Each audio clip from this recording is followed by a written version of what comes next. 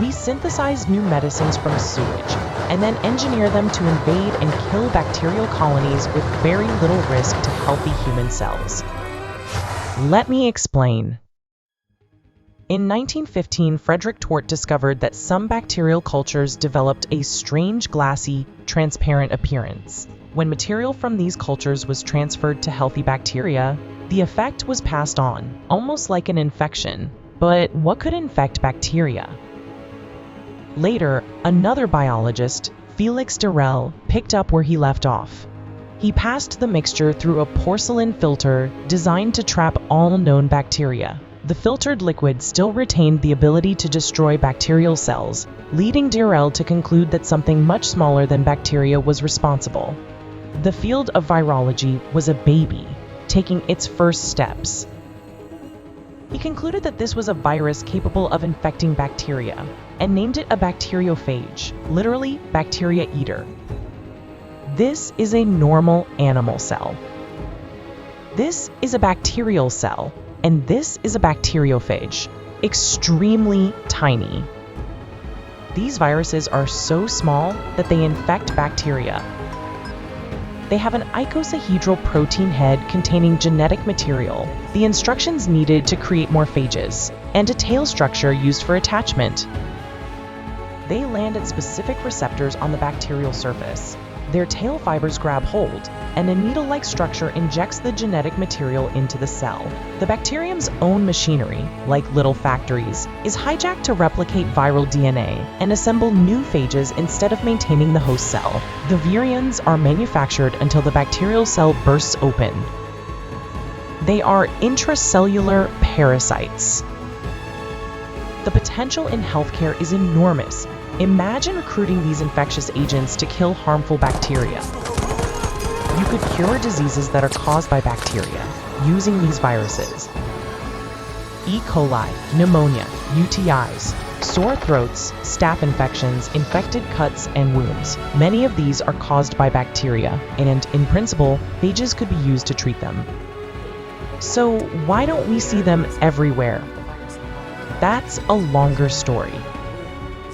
There are two broad ways to treat bacterial infections, the chemical and the biological.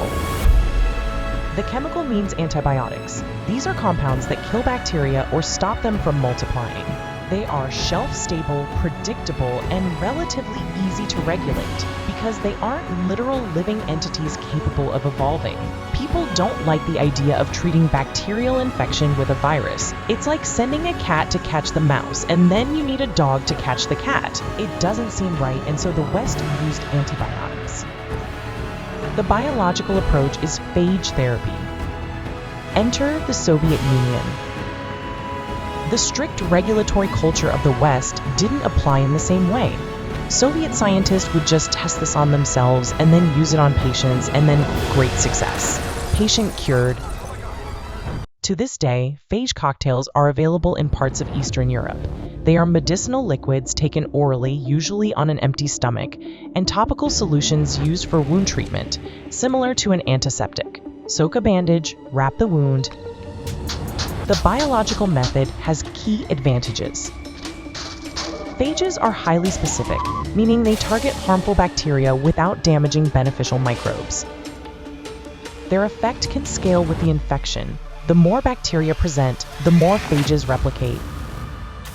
When the bacteria are gone, the phages naturally die off. No tapering required. Unlike antibiotics, the Soviets and later researchers in Russia, Georgia, and Poland built large phage libraries of phages and infrastructure to rapidly isolate and deploy new phages. If bacteria mutate, new phages can be isolated, sometimes from sewage, and added to updated cocktails. Not everyone is thrilled about sewer medicine, but it works. So why should you care? Because we now face a growing crisis, antibiotic-resistant superbugs. This explosion has broken the old East versus West chemical versus biological divide. Today, bacteriophages are being used again, but with a modern twist. We now use genomics, bioengineering, and AI-assisted design to identify, select, and sometimes modify phages that target specific resistant strains. Think precision weapons. We engineer entities capable of drilling through bacterial cell walls, releasing them only where nothing else works. They go in, do the job, and disappear when they're no longer needed. This is truly the frontier of medicine right now.